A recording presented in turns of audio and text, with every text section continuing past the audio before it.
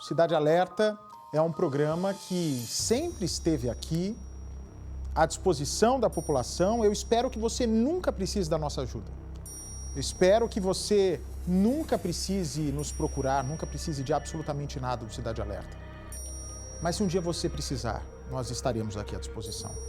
É o que várias e várias pessoas dizem. Bate, eu jamais imaginei um dia precisar da ajuda de vocês. Esses dias uma pessoa famosa, inclusive que eu não me lembro o nome, nos procurou dizendo que um irmão tinha desaparecido, o Cidade entrou no caso, a Raíssa Barbosa, né? Exatamente. O Cidade entrou no caso, o irmão foi encontrado, enfim, tantos casos que o Cidade Alerta cobra as autoridades e as autoridades apresentam resultados. Nesse caso da Sabrina não foi diferente. Embora tenha demorado aí 4 anos, o Cidade Alerta não perdeu de vista. O Cidade Alerta continuou acompanhando todos os processos, acompanhando de perto o trabalho incansável do Dr. Roberto Guastelli, que é o advogado que representou a família da Sabrina.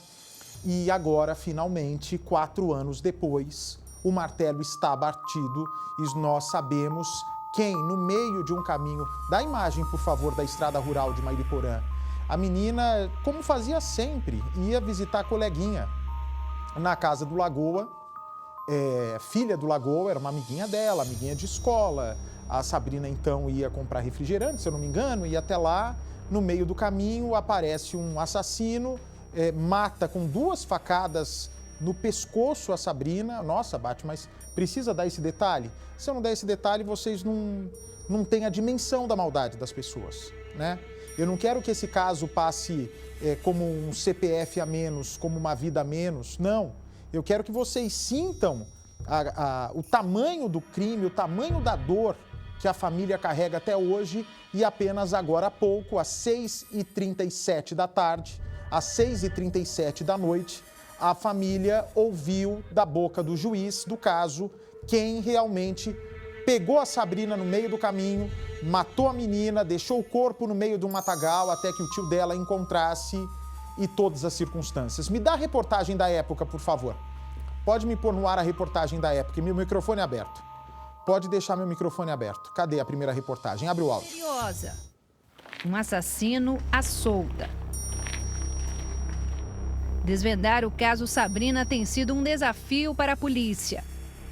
A família também tem tentado, por meios próprios, conseguir informações que ajudem nas investigações. No último fim de semana, a família recebeu a notícia de que um açougue, que fica próximo à casa da menina, teria imagens da adolescente no dia do sumiço.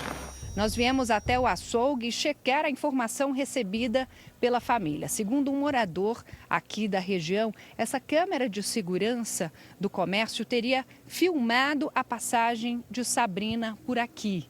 Esse seria o último registro da menina antes de ser assassinada. Eu conversei com a proprietária do estabelecimento e ela não quis gravar entrevista, mas me explicou que o equipamento não guarda as imagens, ou seja, apaga tudo. Por isso, não é possível ter acesso a esses últimos registros, essas imagens da passagem de Sabrina por aqui. Foi esse o percurso que ela fez no dia do desaparecimento. Ela saiu da casa dela, que é descendo essa rua, gente, e seguiu para a casa da amiga. Esse é o trajeto. Fica nessa direção. O matagal, onde ela foi encontrada morta, também é nesse mesmo caminho. Já faz 5 dias desde que o corpo de Sabrina foi encontrado no matagal pela família. Várias pessoas foram ouvidas. Algumas estão sendo investigadas. O mistério ainda ronda a zona rural de Mariporã, na Grande São Paulo. Era aqui que morava Sabrina, na época com 14 anos. E onde o corpo dela foi encontrado em meio à mata. Até que o corpo foi encontrado embaixo desta árvore. A gente não vai mostrar a imagem, é algo muito forte. A polícia, em seguida, vai colocar a fita de isolamento para preservar o local até a chegada dos peritos. Agora, finalmente, uma reviravolta após um depoimento que a nossa equipe teve acesso com exclusividade. Um homem conhecido como Lagoa é colocado na cena do crime por uma testemunha-bomba.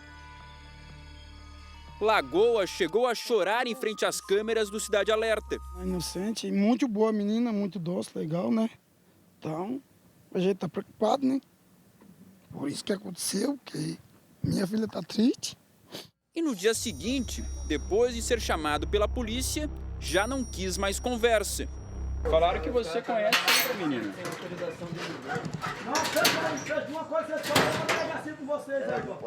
Será que esse relato bombástico vai determinar o responsável pelo assassinato e colocar um ponto final na investigação? O avô de Sabrina, que criava a garota como filha... Divide a tela aqui um instantinho, por favor. O Lagoa. Deixa eu falar já do Lagoa. Divide a tela, por favor. O Lagoa, pausou o VT. O Lagoa, pausou o VT, por favor. Pausou o VT, por favor. Obrigado. O Lagoa, que é o pai da amiguinha da Sabrina, é inocente. Embora tenha sido considerado suspeito no caso, vocês vão entender, precisa, né? O Lagoa, ele foi investigado porque uma pessoa o colocou na cena do crime. Ele é inocente. Repito, Lagoa é inocente, o Cidade Alerta reafirma isso agora com a decisão judicial, nós vamos apontar o assassino, mas queremos deixar claro que o pai da garota, que foi considerado suspeito pela Polícia de São Paulo, o seu nome constava, inclusive, no inquérito, conforme mostrado neste documento agora.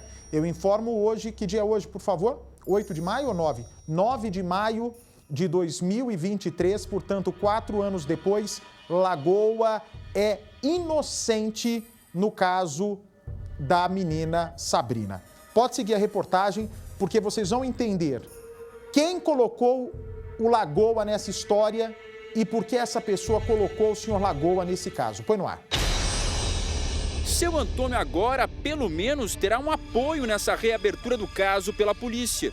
Esse advogado vai acompanhar de perto os novos desdobramentos do inquérito. A reviravolta nas investigações acontece depois deste depoimento. As declarações foram prestadas por um homem chamado Vanderlei. Ele está preso por outro crime, mas decidiu revelar para as autoridades o que sabe sobre o sumiço e morte de Sabrina.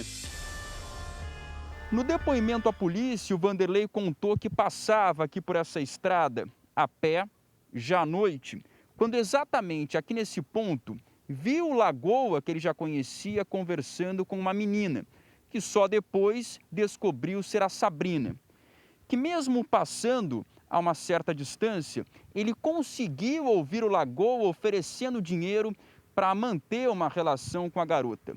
Mesmo ouvindo um absurdo desses e percebendo que um crime sexual poderia acontecer, o Vanderlei confessou que não fez nada. Pelo contrário, ele seguiu caminhando naquela direção. Mas, para o final da estrada, comprou bebida e entorpecente. E que depois retornou a pé e decidiu entrar aqui no terreno para fumar e beber. Um tempo depois, começou a ouvir um grito de socorro. Só que o pedido de ajuda ecoava e ele não conseguia identificar exatamente de onde vinha esse grito. E que, por isso, teria saído de dentro da mata e voltado aqui para a estrada. Foi naquele momento, segundo o que disse a polícia, que ele viu o Lagoa saindo da trilha.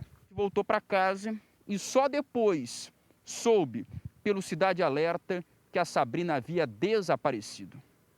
A testemunha-bomba revela que viu outras 2 pessoas não identificadas saindo da mesma trilha, mas reconheceu com 100% de certeza que o primeiro homem a deixar a mata correndo era Lagoa, o mesmo que antes havia conversado com a garota na estrada. Um instantinho, por favor. Olha, vocês viram aí, ó, parou o documento.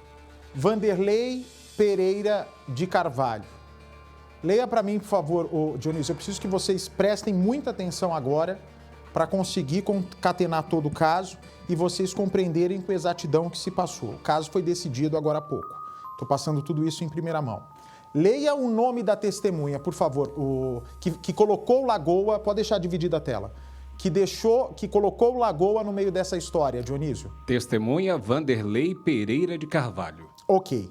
essa pessoa disse para a polícia ter visto Lagoa saindo da mata onde o corpo teria sido encontrado. Isso. Ok. Então, todos prestaram atenção. Vocês vão entender já já porque eu estou pincelando esse fato. Pode seguir a reportagem, por favor. Testemunha pelo escrivão e pela delegada.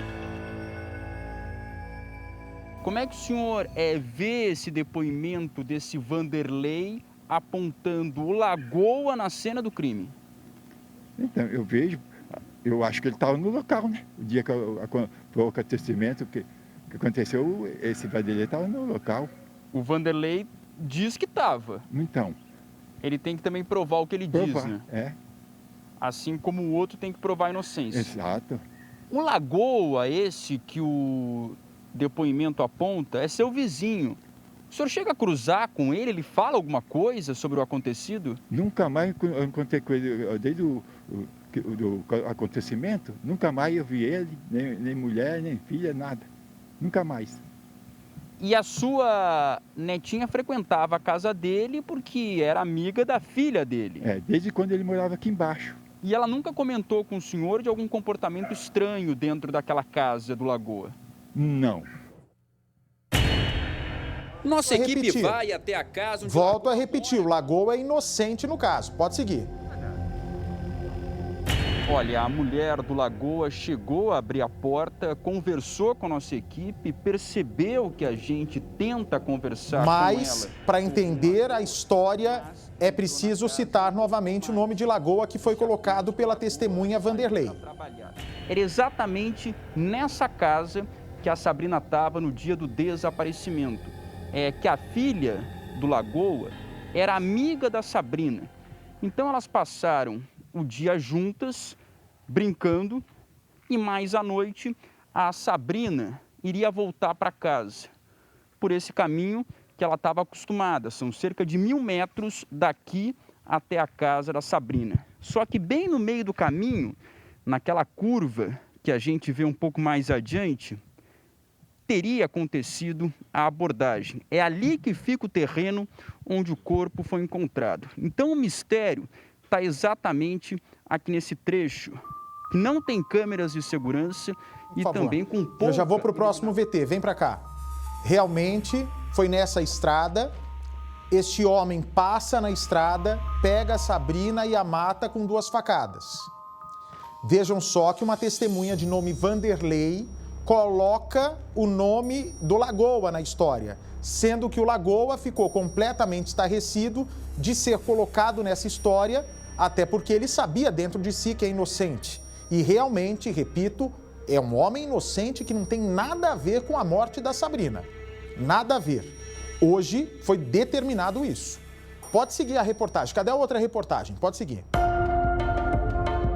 A polícia apresenta pela primeira vez os suspeitos de matarem a menina Sabrina. A história da garota de 14 anos comoveu o país. As revelações do inquérito surpreendem o avô, que foi até a delegacia em busca de respostas. Diante da angústia causada pelo sentimento de impunidade, seu Antônio recebe com alívio a conclusão do Instituto Médico Legal de que Sabrina não sofreu violência sexual antes de ser morta. Quando o senhor ouviu que não houve abuso... Parou. Vem para cá.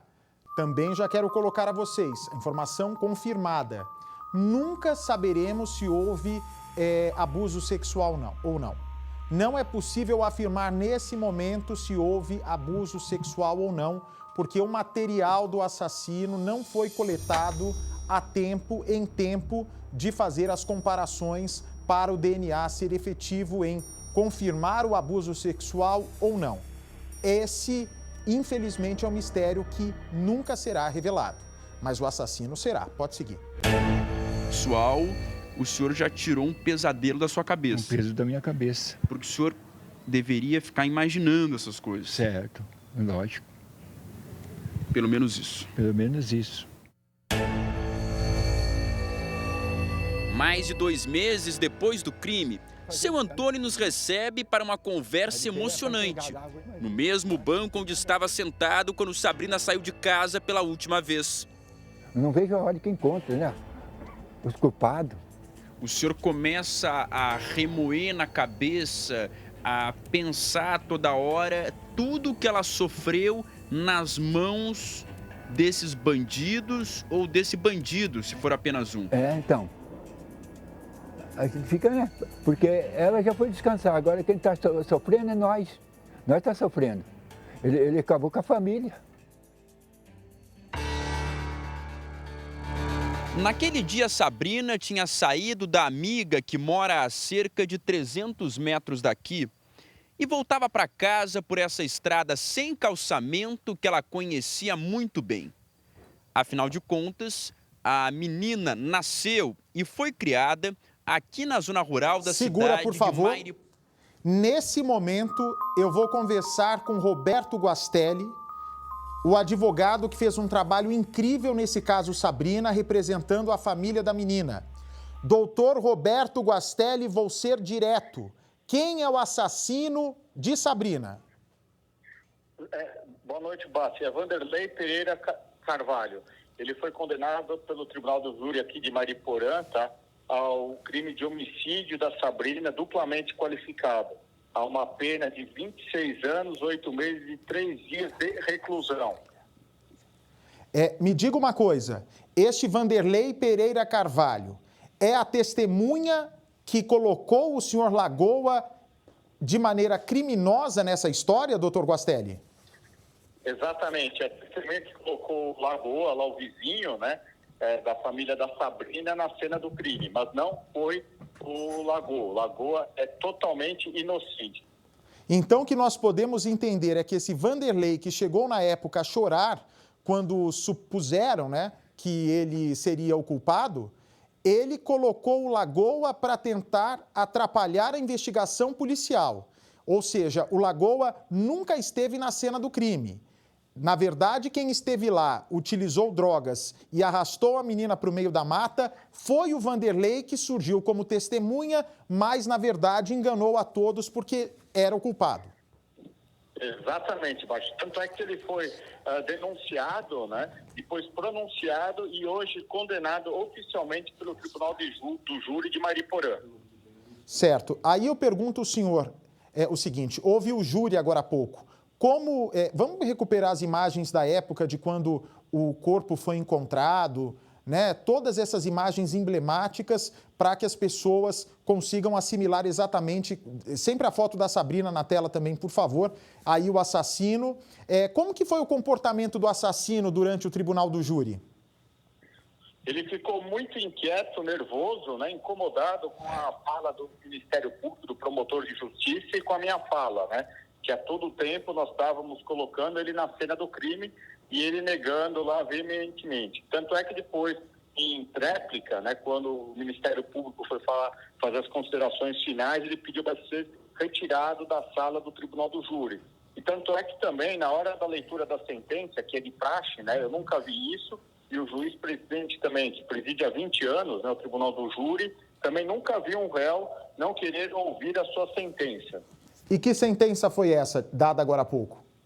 A sentença condenatória dele, né, condenando ao crime, né, de homicídio duplamente qualificado, a pena de 26 anos, repito, né, 26 anos, 8 meses e 3 dias de reclusão.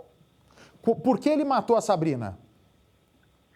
Ele, a todo momento, ele negava, né, que ele tinha cometido esse crime. Tá? Mas há indícios, né, e eu levantei isso nos debates, porque ele tem passagens anteriores por crimes sexuais. Então, o mesmo modo operandi, pegava as vítimas na região de mata aí, né, nas estradas de terra, levava para o matagal para cometer crimes sexuais.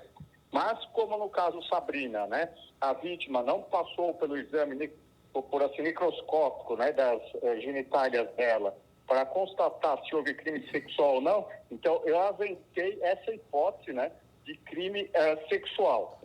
Portanto, jamais saberemos se ela foi abusada sexualmente. Foi um crime de oportunidade. Exatamente. Um crime de oportunidade. O Vanderlei conhecia a Sabrina ou nunca tinha visto a menina na vida? Nunca tinha visto, porque a residência dele lá na região de Mariporã era longe da onde ele passou, da onde ele encontrou a Sabrina. Certo. Quem acompanhou por parte da Sabrina, os familiares que acompanharam o julgamento? O avô, o Sr. Antônio, o tio, o Robson e a mãe dela. Certo. E qual foi... Ficaram muito comovidos, emocionados durante todo o julgamento e satisfeitos, né, com o resultado que hoje foi, vamos dizer, a finalização desse caso. Qual foi a reação da mãe quando... A mãe acreditava já ser o Vanderlei ou na cabeça dela era outra pessoa? Ainda eles tinham dúvida, a família, né, com relação ao autor do homicídio, né? A dúvida maior, né, pairava na outra pessoa, no vizinho, né? Mas hoje foi tudo esclarecido lá pelas testemunhas de acusação, né?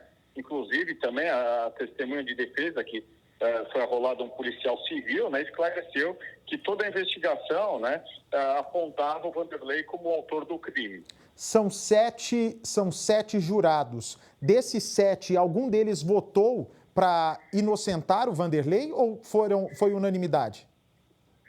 Na aquisitação, né, no início dos quesitos lá da votação, né, foram tiradas as cédulas todas favoráveis à condenação. Então foram tudo de 4 votos, né? Porque a legislação não permite, a partir do 4º voto, cancela-se, né, os demais votos. Então foi por unanimidade. Eu não vi nenhum voto contrário de início, assim. Os primeiros 4 votos já foram favoráveis à condenação. Exatamente. Ele já cumpre pena por outro motivo. Exatamente, ele está preso por uma outra tentativa de homicídio, né? E estava preso preventivamente pelo crime da Sabrina, já há 2 anos. Aí agora ele vai continuar preso, né? Até, vamos dizer, cumpriu a pena que foi fixada, né? Porque tem outros crimes também, então vai ter que fazer a soma na execução penal e verificar quanto tempo ele vai ficar preso. Advogado, que é um dos maiores do país, Roberto Guastelli. Só para finalizar, Vanderlei agiu sozinho ou teve ajuda de alguém? Não, sozinho. Foi um crime de oportunidade, né, Bate? Repito novamente.